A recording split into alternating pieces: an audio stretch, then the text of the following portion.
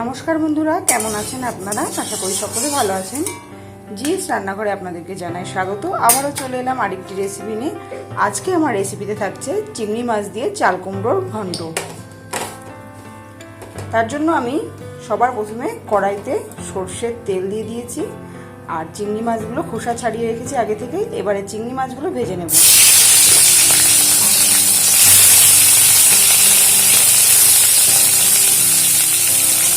একটু হলুদ গুঁড়ো দিয়ে দিচ্ছি, একটু লবণ দিয়ে দিলাম। এবারে চিংড়ি মাছগুলোকে একটু হালকা মতো ভেজে নেব। আপনাদের কাছে অনুরোধ রইল আপনারা পুরো ভিডিওটি প্রথম থেকে শেষ পর্যন্ত দেখবেন, আর আমার চ্যানেল নতুন বন্ধু হয়ে থাকলে চ্যানেলটি সাবস্ক্রাইব করার অনুরোধ রইল। চিংড়ি মাছগুলো ভাজা হয়ে গেছে, এবার এগুলোকে একটা পাত্রে তুলে নেব। এর থেকে বেশি ভাজলে মাছগুলো শক্ত হয়ে যাবে। এবারে এগুলোকে একটা পাত্রে নামিয়ে নেব। চিংড়ি মাছ ভেজে নেওয়ার পর আর একটু সরষের তেলের মধ্যে দিয়ে দিয়েছি। ফোড়ন হিসেবে দিয়ে দিলাম তেজপাতা আর গোটা জিরে। এবার এর মধ্যে দিয়ে দেবো পেস্ট করে রাখা মশলা। এখানে আমি আদা আর কাঁচা লঙ্কা পেস্ট করে নিয়েছি। যেহেতু আদা দেওয়া আছে সেজন্য একটু হালকা ভেজে নেব।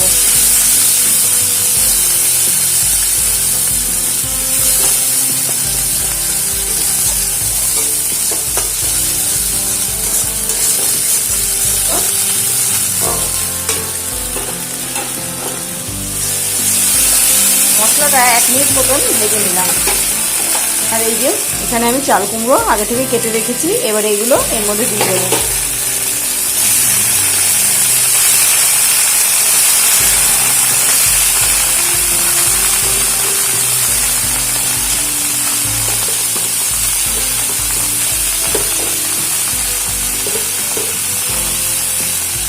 আর এবারে এর মধ্যে দিয়ে দিচ্ছি হলুদ গুঁড়ো আর দিচ্ছি লবণ।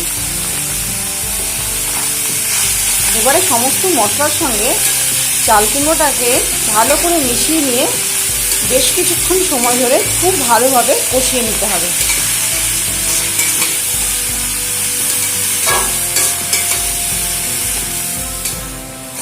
ফিরে এলাম বেশ কিছুক্ষণ পর।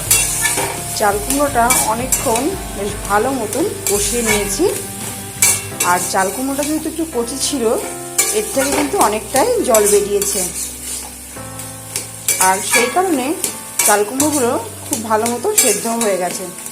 এবারে এর মধ্যে আমি ভেজে রাখা চিংড়ি মাছগুলো দিয়ে দিচ্ছি আর দিয়ে দেবো সামান্য জল। জল খুব বেশি দেওয়ার প্রয়োজন নেই, কেননা চাল কুমড়ো থেকে যে জলটা বেরিয়ে হয়েছিল তাতেই চাল কুমড়োটা প্রায় সিদ্ধ হয়ে এসেছে।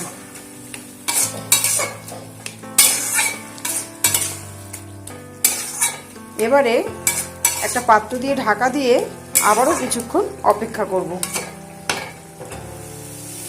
ফিরে এলাম কিছুক্ষণ পর। চাল কুমড়ো কিন্তু প্রায় তৈরি হয়ে এসছে। এবারে এই সময় আমি এর মধ্যে দিয়ে দিচ্ছি চিনি। স্বাদ মতো চিনি দিয়ে দিলাম। লবণ ঝাল মিষ্টিটা অবশ্যই আপনারা আপনাদের টেস্ট অনুযায়ী ব্যবহার করবেন। চিনি দিয়ে 2-1 মিনিট মতো নাড়াচাড়া করে নিলাম। আমার চিংড়ি মাছ দিয়ে চাল কুমড়োর ঘন্ট তৈরি হয়ে গেল। তো বন্ধুরা, আমার আজকের রেসিপি কেমন লাগলো আপনারা অবশ্যই জানাবেন। ভিডিওটি ভালো লাগলে লাইক শেয়ার কমেন্ট করতে ভুলবেন না।